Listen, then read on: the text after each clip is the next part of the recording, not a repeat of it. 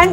Muy pero muy bienvenidos aquí a iNoticias en TVNet, donde todos los días tenemos distintos invitados. Este último tiempo se ha hecho ya habitual tener invitados de carácter político. ¿Por qué? Porque ya quedan muy pocos días para que usted vaya a votar el próximo 21 de noviembre, ya sea, bueno, tiene que votar por presidente, senador, diputado y también consejeros regionales. Una situación, cierto, que ha provocado también que nosotros como medio de comunicación regional tenemos la misión de informar quiénes son los candidatos de acá de la zona, cuáles son sus propuestas, cuáles son sus opiniones en distintas materias de actualidad, contingencia y por supuesto también política. Vamos a presentar a nuestro invitado que ya es parte de la casa, amigo ya, él es Carlos Oyarzún, bueno, 31 años, un joven, ¿cierto? Nacido y criado en Osorno, él estudió en el Osorno College, abogado de profesión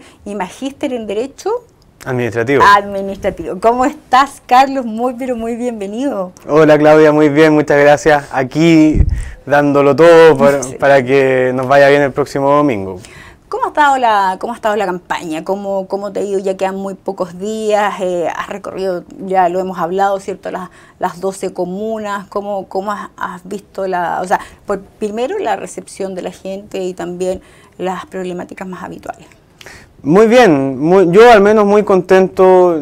Yo desde un principio me planteé el firme propósito de ir a plantear muy claramente, Claudia, cuáles eran nuestros puntos de vista. No íbamos en el fondo a cambiar nuestra opinión o nuestros argumentos, nuestra postura como candidato de derecha por la contingencia electoral en el fondo. Y en ese sentido, al final, a la larga, la gente lo agradece, en cierto sentido. La consecuencia, dices tú. Pero, claro, absolutamente.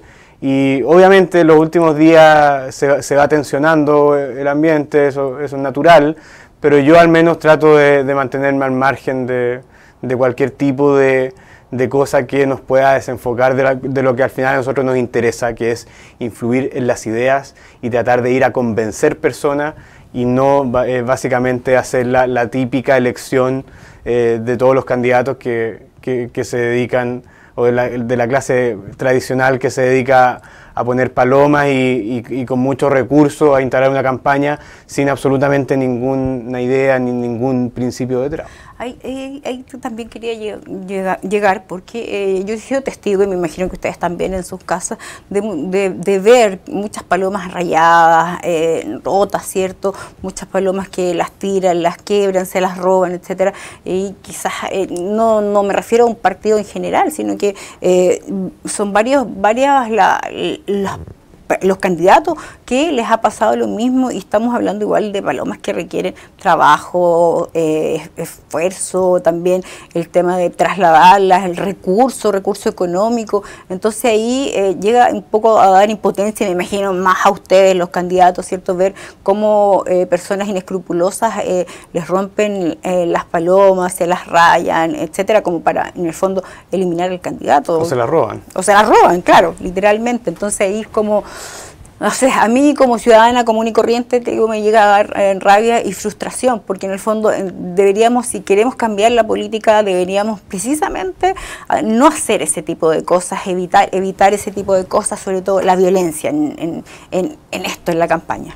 Sí, absolutamente, Claudia, yo estoy totalmente de acuerdo contigo y te voy a decir una cosa. Yo desde un principio también nos propusimos hacer una campaña muy austera. Yo no iba a gastar una cantidad obscena de millones de pesos como lo han hecho otros candidatos, claro. Pues dentro de las muchas razones, bueno, porque no las tengo, pero además porque encuentro que hoy día, en la situación económica en la que atraviesa el país, es una falta de respeto, básicamente, claro. de quemar la plata de tal manera, y creo que es una muy mala señal. Y por lo mismo, nosotros dentro de nuestra capacidad, de nuestros recursos, nos dedicamos a hacer una campaña muy austera. Y en ese sentido, lo que tú dices, obviamente que a mí me molesta mucho más que efectivamente a veces campañas con una cantidad de recursos ilimitados se dediquen finalmente a atacar a campañas en las cuales el personal y la cantidad de recursos es reducida. Pero yo voy a insistir, yo Claudia, no me voy a perder. Yo estoy enfocado de aquí al 21 de noviembre en influir y en instalar ideas, temas, debate. Lamentablemente, nosotros como candidatos de derecha, a veces nos quedamos en estos detalles y por eso a veces la gente nos pasa la cuenta como nos ha pasado la cuenta del último tiempo. Entonces, por lo mismo, yo voy a seguir en lo mío y... Te mantienes al margen. Me mantengo al margen y no tengo absolutamente nada de lo cual... Y prefieres seguir, digamos, con esta campaña limpia. Complicada la situación, no solamente por ti en este caso, sino que por todos los candidatos y por la política en general. Una que está tan desprestigiada, tan ninguneada, y más encima uno ve cómo destruyen, estamos hablando de cuántos recursos hay en eso, en todas las palomas, digamos. Pero bueno, ya, ese es un tema que va a tener que ojalá subsanarse dentro en los próximos años con nuevas caras o también renovación de la política.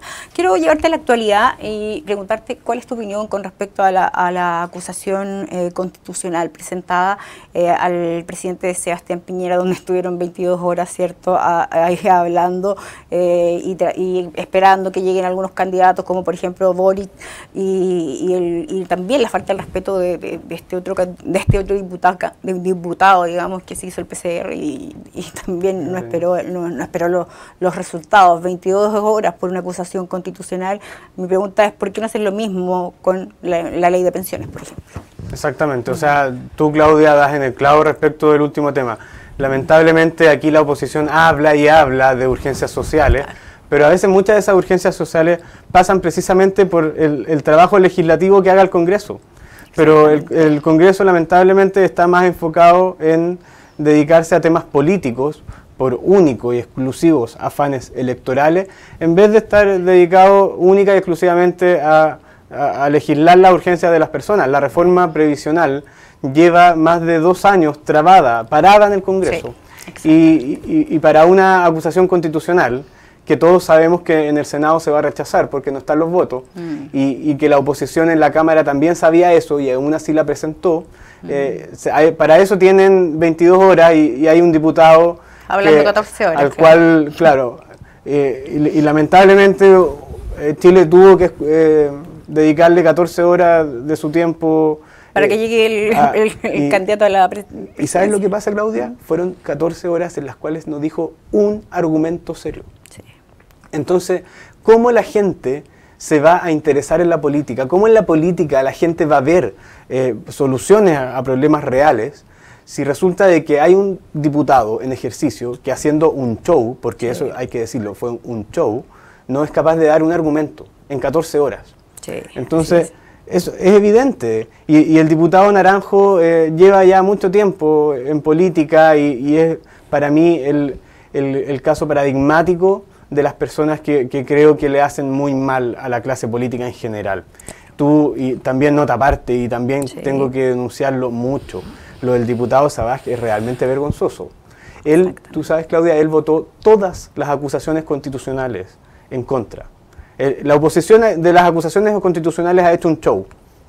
Llevan 15 acusaciones constitucionales. El diputado Sabaj las había votado todas en contra, por lo poco serio que eran las acusaciones constitucionales. Y esta, que era la menos seria de todas, la termina votando a favor por una presión política y porque es candidato a senador. Cuando además tú dices algo muy evidente, que es que él se cree un privilegiado y cree que no tiene que hacer la cuarentena preventiva a la espera del PCR, cuando además él mismo dijo que tenía síntomas. Entonces, ¿de qué estamos hablando? Sí. ¿De qué estamos hablando? De verdad, yo espero que ahí se apliquen las sanciones que correspondan, porque la actitud del diputado Sabaj no puede quedar impune. Una incongruencia y lo más triste de todo, yo como periodista revisé también medios de comunicación de otros países donde en el fondo damos un muy mal ejemplo, quedamos muy mal parados con esa situación y que es lamentable, la verdad, muy lamentable. Yo, Claudia, para terminar el punto, te quiero decir una cosa. Yo no voy a defender la actitud y probablemente las malas decisiones de Sebastián Piñera. No, yo creo, y es más, yo creo que Sebastián Piñera le ha hecho muy mal a la derecha chilena. Y eso hay que decirlo, y hay que reconocerlo. Y hay que decírselo a la gente. Claro. Pero de ahí a tolerar el escándalo legislativo y el show que hace la oposición en el Congreso, estamos muy lejos. Sí, exactamente. No, sí, aquí el tema no es digamos, que Sebastián Piñera, digamos, tenga recursos, digamos, de familias o que haya hecho algún delito que se tiene que investigar, está claro. Pero aquí es el fondo, el trasfondo del tema de lo que pasó con esta acusación constitucional justo antes de las elecciones, llama bastante la atención. ¿Tú crees que va a prosperar esto en el Congreso? No, o sea, perdón, en el Senado. En el Senado, evidentemente que no. Se va a rechazar. Y la oposición sabía que antes de presentarla que se iba a rechazar. Claro. Y ese es mi punto. Aún así siguen, insisten. ¿Por qué? Única y exclusivamente por un afán político. Y eso es lo que a la gente ya la tiene choreada de la clase política. Exactamente, o sea, el tema ya es evidente, digamos, y se notó, digamos, no solamente en las redes sociales, hubo muchas críticas a nivel internacional también, pero bueno, esperemos que esto cambie ya en los próximos años, quizás también tiene que ver con un poco, como dices tú, renovación de la política. Tú eres un cabro joven, como dicen los lolos, y ¿qué opinión tienes tú con respecto a eso? Porque, claro, hablamos de renovación de la política, todos, claro, queremos renovación de la política, pero hay una renovación de la política con contenido y hay otra renovación de la política sin contenido, y eso quedó en evidencia con las elecciones, ¿cierto?, de los convencionales constituyentes, donde, con mucho respeto lo digo, hay personas muy capacitadas, pero hay otras personas que realmente no tienen idea dónde están parados. Sí, exactamente. Bueno, nosotros desde siempre le hemos tratado de dar contenido a la renovación, precisamente por lo que tú dices, Claudia. Así, la única cara o solamente el hecho de ser joven para mí no basta. Aquí hay que también demostrar cuáles son las formas y los méritos para efectivamente hacer esa renovación. Para mí la renovación también parte por una forma distinta de hacer las cosas. La clase política tiene que entender que la relación hoy día con las personas es horizontal y no es vertical, y que las decisiones se toman de cara con las personas y no dándole la espalda. Durante mucho tiempo, y particularmente mi sector político, en ese sentido se equivocó rotundamente. Y habían decisiones que a veces imperaban en argumentos técnicos, pero desconociendo a veces las realidades sociales que viven las personas. O sea, particularmente, por ejemplo, me refiero al 10%.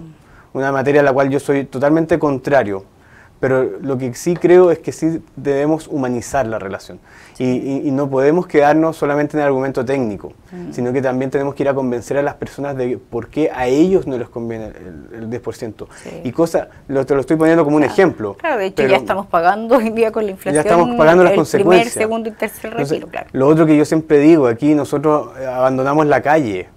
Y ahí también hay una falta de energía, una falta de convicción, una falta de liderazgo, que es lo que la renovación de la política tiene que hacer. Exactamente. Aquí, y si nosotros no hacemos ese cambio de mentalidad, desaparecemos. Eso también hay que tenerlo clarito. Sí. Con los mismos rostros, con las mismas formas, nosotros no vamos a perder, sino que vamos a desaparecer. Y a veces con los mismos principios, y los principios no cambian. Y a veces a mí me da la impresión de que somos los jóvenes, los más puritanos y los con más convicción para defender los principios del bien común, del principio de la subsidiariedad. A veces hay candidatos que uno después escucha las propuestas y uno los ve más bien en la izquierda. Pero bueno, a eso es lo que me refiero con renovación, a entender cómo hoy día se tienen que hacer las cosas y cómo tenemos que ir a defender también nuestro proyecto político y cuál va a ser la energía y la convicción que le vamos a poner a eso. Exactamente. Te quiero llevar un tema que es un tema ya más a nivel nacional y que tiene que ver con bueno, también que nos compete a todos, lo que está pasando en la Araucanía, porque en medio de la extensión precisamente del estado de excepción, ¿cierto? En un medio de comunicación a nivel nacional se informó que las demandas en contra del Estado de Chile por violencia aumentarían o van a aumentar, aumentan ya a casi 6.000 millones. ¿Hacia dónde deberíamos enfocarnos, digamos, o en este caso tú como candidato, hacia dónde se debería enfocar para detener esta violencia que literalmente, y hay que decirlo con todas sus letras, es terrorismo? Sí, absolutamente. Bueno, aquí, Claudia, hay un tema que también es bien de fondo, que es hasta qué punto el Estado se va a hacer cargo de que el hecho de que se cometa terrorismo, de que haya terrorismo en la Araucanía y cada vez en un ámbito territorial más grande, es culpa del Estado. Exactamente. Y si es culpa del Estado, es al Estado al que le corresponde también reparar ese daño. En otras partes del mundo, yo siempre lo he comentado, por ejemplo en España, hay servicios especializados al apoyo a las víctimas de terrorismo, que es apoyo económico, pero también es apoyo emocional, porque psicológico. La carga psicológica, Claudia, de ser víctima de un delito de terrorismo es gigante. Y eso es un tema que lamentablemente no se visibiliza. Y también nos debiésemos hacer cargo de eso. Hoy día, lamentablemente, el Estado no se hace cargo absolutamente de nada en materia de terrorismo. No se hace cargo ni de enfrentarlo decididamente. Recién ahora estamos con estado de excepción, a pesar de que la coordinadora de Arauco-Mayeco se creó el año 97, tampoco se hace cargo en reparar económicamente a las víctimas de terrorismo, claro. Y bueno, menos se preocupa también de la carga emocional. Yo al menos... Pero sí se preocupan de los derechos humanos de los detenidos. Efectivamente. Yo al menos si soy diputado voy a dar la lucha en ese sentido. Y también otra cosa con la cual me quiero comprometer con la gente del Distrito 25. Yo voy a ser el principal atacante a que el Estado aquí haga la pega, a que las policías investiguen, a que el Ministerio Público persiga a los delincuentes de terrorismo. Y lo que yo no voy a tolerar acá es una Araucanía 2.0. Sí, o sea, aquí se le pone límite al terrorismo. Estamos en una línea muy delgada. Y lamentablemente uno ya ve que han existido actos de terrorismo. O sea, a 20 kilómetros de Osorno. Yo no estoy hablando de realidades tan alejadas. Entonces, en ese sentido voy a golpear muy fuerte la mesa. Aquí también el Ministerio Público requiere de atribuciones que hoy día no cuenta. Las policías requieren de equipamiento con el cual no cuentan para investigar. Y el Ministerio Público también y el Poder Judicial tienen que hacer la pega. Y a las personas que están cometiendo terrorismo no se les persigue ni se les condena. Carlos, me dicen que estamos en la hora, pero no puedo dejar de preguntarte con respecto al tema del desempleo que ha ido disminuyendo, ¿cierto?, progresivamente tras la primera ola del coronavirus. Sin embargo, aún tenemos mucho camino para volver a la normalidad, ¿cierto? ¿Cuál es tu opinión respecto a cómo mejoramos las condiciones laborales de los agricultores y emprendedores de la región de los lagos, en este caso, y específicamente del Distrito 25? Bueno, nosotros hemos levantado varias propuestas. En cuanto a los agricultores, yo de la conversación que también he tenido con los pequeños agricultores, porque eso hay que decirlo, aquí las soluciones y las propuestas van conversadas con la gente, no son iluminadas desde arriba. Aquí lo que falta es apoyo técnico integral dentro de todo el proceso productivo.